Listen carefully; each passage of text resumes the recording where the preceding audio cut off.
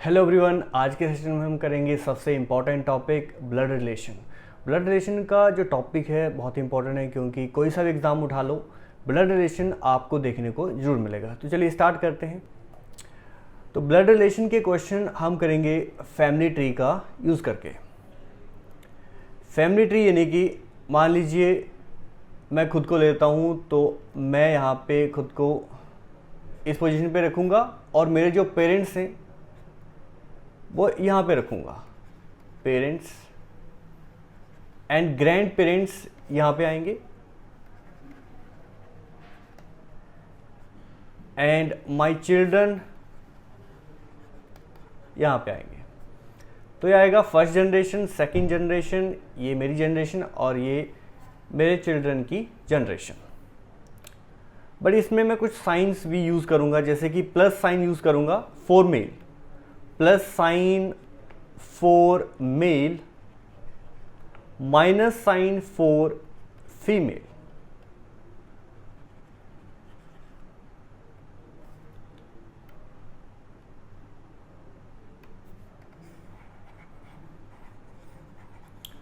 चलिए एग्जाम्पल से समझते हैं कैसे साइन का यूज़ होगा।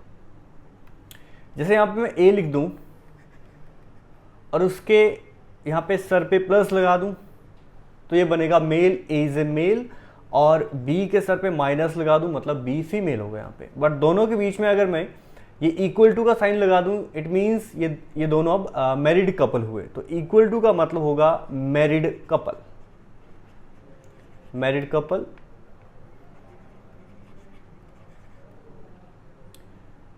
बट अगर मैं ये बड़ा सा साइन माइनस का साइन दोनों के बीच में लगा दूं, बी और सी के बीच में, अब ये सिवलिंग्स होंगे। सिवलिंग्स यानी कि ब्रदर सिस्टर होंगे। सी के साथ अगर मैं पॉजिटिव साइन लगा दूं it means C is the brother of B and B is the sister of C. ये वाला साइन लगाऊं तो ये जनरेशन गैप शो करेगा, जनरेशन गैप। फॉर एग्जाम्पल यहाँ पे डी लिख दूँ विथ साइन पॉजिटिव, डी हुआ male but D also is the father of A. A के जो है पेरेंट्स में डी आएगा और डी के साथ अगर यहाँ पे इक्वल टू ई लगा दूँ तो डी और ई पेरेंट्स हो जाएंगे ए के। चलिए यहाँ भी एक जनरेशन गैप लगा देते हैं, एफ पॉजिटिव। चलिए अब डायग्राम को पढ़ना सीखते हैं। डी यहाँ पे डी हस्बैंड होगा ई का, D is the husband of E and E is the wife of D. Also D is the father of A and D is the father in law of B and A is the father of F, A is the father of F, but B जो है B mother होगा, B जो है mother होगी, B is the mother, B is the mother of F। अच्छा F की बात करते हैं। F के लिए देख लेते हैं रिलेशन सबके।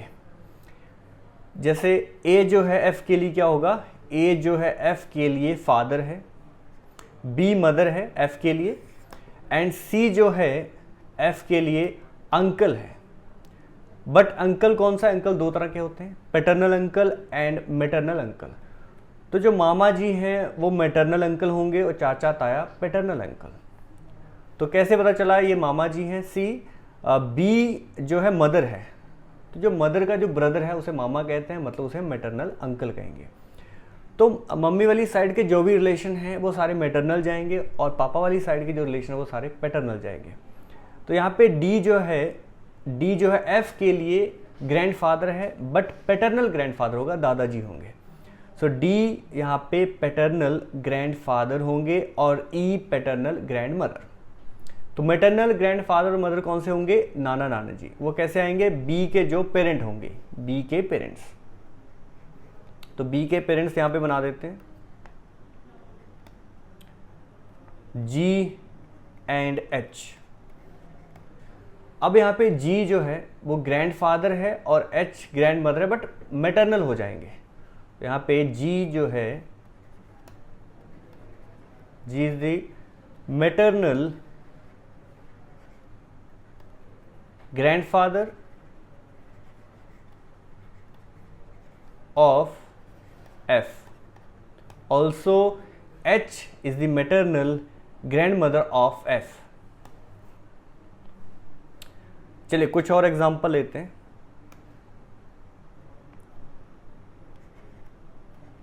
Here P is the husband of Q and Q is the wife of P. R यहाँ पे फादर होगा P का, बट R यहाँ पे फादर इन लॉ होगा Q का, ससुर। हिंदी में कहेंगे ससुर। S यहाँ पे सास होगी Q की, बट P की वो मदर होगी। P के पेरेंट्स हैं R और S, बट Q के लिए वो इन लॉज हुए, R फादर इन लॉ और S मदर इन लॉ। बात करूँ यहाँ पे T की, तो T जो है ब्रदर है P का, T is the brother of P, but Q के लिए वो ब्रदर इन लॉ हो जाएगा। ठीक है, T जो है वो ब्रदर इन लॉ हो जाएगा। सेम एज यहाँ पे अगर मैं U लिख दूँ विद साइन माइनस, अब U जो है वो सिस्टर है Q की and Q is the sister of U, दोनों आपस में सिस्टर हैं। बट P के लिए U जो है वो सिस्टर इन लॉ हो गई। ठीक है, U is the sister in law of P and P is the brother in law of U।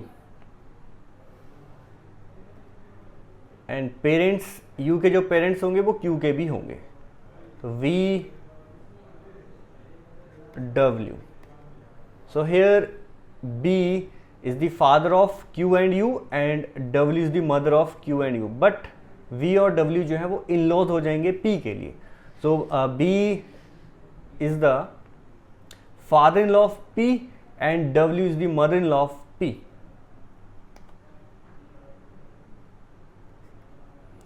X और यहाँ पे Y ले लेते हैं, पॉजिटिव नेगेटिव। U का पार्टनर A ले लेते हैं।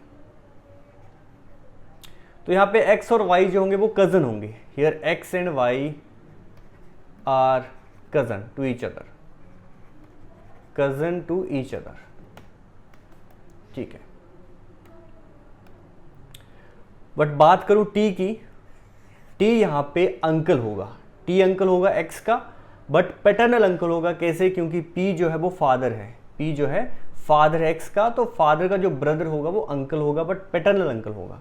बट बात करूं U की, तो U देखो Q की सिस्टर है, तो Q मदर है X की, तो मदर की जो सिस्टर है उसे मासी जी कहते हैं, या फिर हम आंट कहेंगे, बट मैटरनल आंट कहेंगे। So here U is the maternal aunt of X।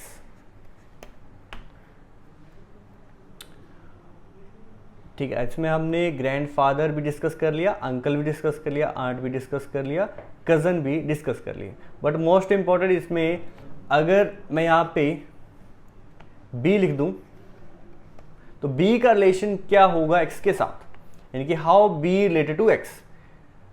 R यहाँ पे ग्रैंडफादर है X का, तो ग्रैंडफादर का जो ब्रदर होगा उसे हम ग्रैंडफादर नहीं कहेंगे, उसे हम कहेंगे grand uncle. So B is the grand uncle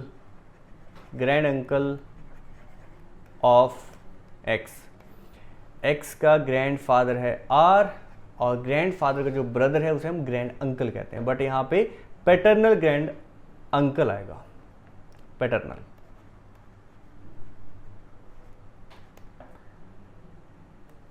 done. बाकी हम क्वेश्चन के साथ साथ जो है सीखेंगे। चलिए क्वेश्चन नंबर 1 से स्टार्ट करते हैं। अगर आपको ये डायग्राम पढ़ने आ गया तो बना भी लोगे। चलिए अब हम डायग्राम को बनाना सीखते हैं स्टेटमेंट से। Question number 1, E is the son of A, D is the son of B, E is married to C, C is the B's daughter. How is D related to E? E is the son of A. A is the son of A, तो इस तरह का diagram बनेगा। But अभी भी ए का gender नहीं पता, फादर भी हो सकता है, मदर भी हो सकती है ई के। D is the son of B, D is the son of B, A और ई के साथ ये कनेक्ट नहीं हुआ, इसे हम बाद में देखेंगे। E is married to C, E is married to C, C का जेंडर जो है नेगेटिव हो जाएगा यहाँ पे, यानी कि female. C is B's daughter, C is B's daughter, तो बी कहाँ पे आएगा, यहाँ पे। ई और सी मैरिड कपल हैं, बट इनके जो पेरेंट्स हैं वो अलग अलग होंगे, ई के पेरेंट्स अलग होंगे, सी के पेरेंट्स अलग होंगे, इसलिए मैंने लाइन यहाँ पे लगाई। तो बीज डॉटर कौन होगी, सी।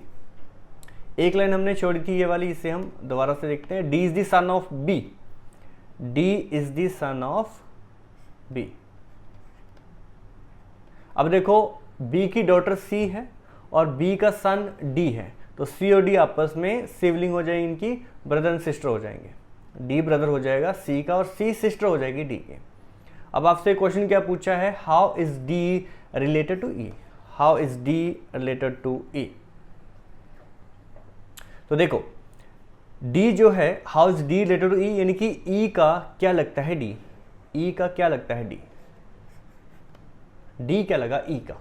तो देखो ई से देखेंगे, ई की जो वाइफ है सी, तो वाइफ का ब्रदर है वो, वाइफ का ब्रदर, उसे हम हिंदी में साला कहते हैं, बट इंग्लिश में कहेंगे ब्रदर इन लॉ। साला जीजा दोनों आपस में वो ब्रदर इन लॉ होते हैं। So D is the brother in law of E, answer is D. How is D related to E, इनकी डी क्या लगा ई का, तो ब्रदर इन लॉ, इसका आंसर होगा D option. Next question, question number 2, A is the father of C, A is the father of C and D is the son of B. अब देखो ए और सी से ये वाली स्टेटमेंट कनेक्ट नहीं हुई, तो अगली लाइन में पढ़ेंगे, इसको हम बाद में देखेंगे। E is the brother of A, E is the brother of A, तो यहां पे कनेक्ट हो जाएगा। If C is the sister of D, C is the sister of D, इस तरह बनेगा डायग्राम। अब जो एक लाइन छोड़ी थी उसे हम वापस से पढ़ेंगे। D is the son of B, D is the son, D is the son मतलब डी मेल हुआ, D is the son of B. But ध्यान से देखो सी और डी सिबलिंग है, सी और डी सिबलिंग है, यानी कि ब्रदर सिस्टर हैं, ब्रदर एंड सिस्टर हैं, डी ब्रदर है और सी सिस्टर है। ध्यान से देखो अगर सी और डी सिबलिंग है तो दोनों के पेरेंट्स सेम होंगे, दोनों के पेरेंट्स सेम होंगे। ए पेरेंट है सी का, तो ए जो पेरेंट है डी का भी होगा, ए पेरेंट अगर सी का है तो डी का भी होगा। बट यहाँ पे तो लिखा है कि डी सन है बी का, डी ऑलरेडी सन है ए का, डी यहाँ पे ऑलरेडी सन है ए का, बी का तब होगा जब बी और ए मैरिड कपल होंगे और बी फीमेल होगी। देखो डी ऑलरेडी सन है ए का, बी का कब होगा जब ये मैरिड कपल होंगे ए और बी। क्वेश्चन यहाँ पे खत्म। आपसे पूछा गया है how is B related to E, how is B related to E, how is B related to E, यानी कि ई का क्या लगा बी। सो यहाँ पे आएगा सिस्टर इन लॉ, क्योंकि देखो ई का ब्रदर कौन है ए, तो ब्रदर की जो वाइफ है उसे आप भाभी कहते हैं, बट इंग्लिश में हम कहेंगे सिस्टर इन लॉ।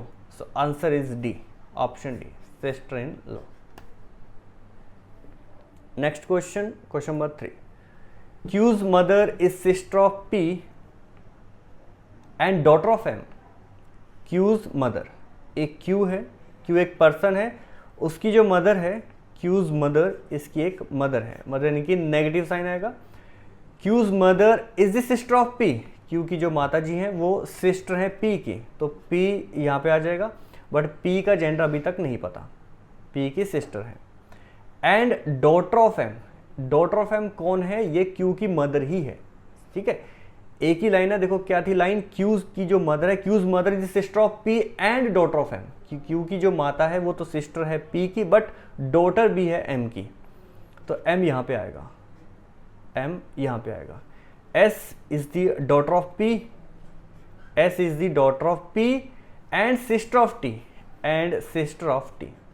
एस की बात करी जा रही कि एस जो है एक तो सिस्टर है पी की, सॉरी एस एक तो डॉटर है पी की, एंड सिस्टर भी है टी की। इस तरह का डायग्राम बनेगा। आपसे पूछा है how is M related to T, how is M related to T. अब देखो m का जेंडर हमें नहीं पता, m का जेंडर हमें नहीं पता, बट ध्यान से देखो first generation second generation gap, जैसे ही सेकंड जनरेशन गैप आता है, 2 जनरेशन गैप आते हैं, मतलब ग्रैंड यहाँ वहाँ पे शुरू हो जाता है। तो यहाँ पे ग्रैंड शुरू हो चुका है, ठीक है, ये ग्रैंड पेरेंट्स हैं, ये ग्रैंड पेरेंट है, और s जो है वो ग्रैंड चाइल्ड है, बट साइन भी लगा यहाँ पे, तो ये ग्रैंड डॉटर होगा, ग्रैंड डॉटर किसकी, m की। बट आपसे पूछा है कि how is m related to t, यानी कि m क्या लगा, m क्या लगा t का, m क्या लगा t का, तो t भी ग्रैंड चाइल्ड था, तो m जो है या तो ग्रैंड फादर होगा या फिर ग्रैंड मदर। ऑप्शन डी इसमें आंसर सही होगा, ग्रैंड मदर और ग्रैंड फादर, क्योंकि यहाँ पे जेंडर जो है स्पेसिफाई नहीं हुआ। Next question, question number 4 to 5। A is the mother of B, A is the mother of B, B is the sister of C, D is the son of C, D is the son of C, E is the brother of D, A is the brother of D, F is the mother of E, F is the mother of E। अब देखो F mother E की तब होगी जब C और F जो है married couple होंगे। क्या लिखा है यहाँ पे, F is the mother of E, but E तो ऑलरेडी सन है, E तो ऑलरेडी सन है C का, तो F का सन तभी होगा जब ये C और F आपस में मैरिड कपल होंगे। F is the mother, F अगर मदर है तो C फादर होगा, क्योंकि D और E जो थे वो सिबलिंग थे, तो D और E के पेरेंट सेम होंगे, तो D और E का पेरेंट आपको दे रखा था C था, तो F तभी होगा जब ये दोनों मैरिड कपल होंगे, C और F। G is the grand daughter of A, G is the grand daughter of A, तो G जो है वो यहाँ पे जुड़ जाएगा ग्रैंड डॉटर। D और E भी ग्रैंड चिल्ड्रन थे A के, तो G अगर ग्रैंड डॉटर है तो वो यहाँ पे जुड़ जाएगी D और E के साथ। H has only 2 children B and C, H has 2 children B and C। देखो B और C तो ऑलरेडी बच्चे A के हैं, B और C जो है B एंड C ऑलरेडी बच्चे हैं A के, H के तब होंगे जब A और H आपस में मैरिड कपल होंगे, तो H का जो जेंडर है वो पॉजिटिव हो जाएगा, यानी कि मेल।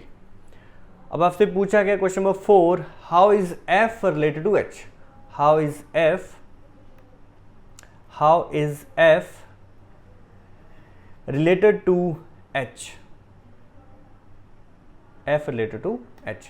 तो देखो A और H के जो बच्चे हैं वो B और C है, तो C जो है वो सन है, C जो है वो सन है H का, तो सन की जो एक मिनट यहाँ पे मैंने साइन गलत लगा दिया, F जो थी वो मदर थी, F मदर थी तो यहाँ माइनस होगा, ये देखो F is the mother, minus sign आएगा। अब देखो C जो है वो सन है H का, तो F क्या होगी, देखो C की वाइफ है और C सन है, तो सन की जो वाइफ है वो डॉटर इन लॉ होगी। So answer is daughter in law, B option.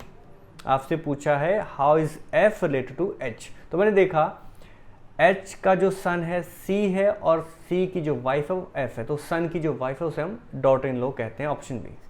Next question, question number 5, how is C related to E, how is C related to E, how is C related to E। देखो C parent है D और E का, और positive sign यानी कि father होगा, C father है G, D and E का, और आपसे क्या पूछा है how is C related to E, यानी कि E का क्या लगता है C, तो E का फादर है C, फादर, ऑप्शन है।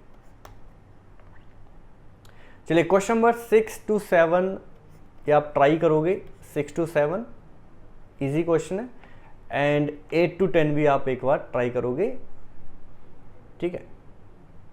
एंड नेक्स्ट क्लास से हम करेंगे क्वेश्चन नंबर 11 से।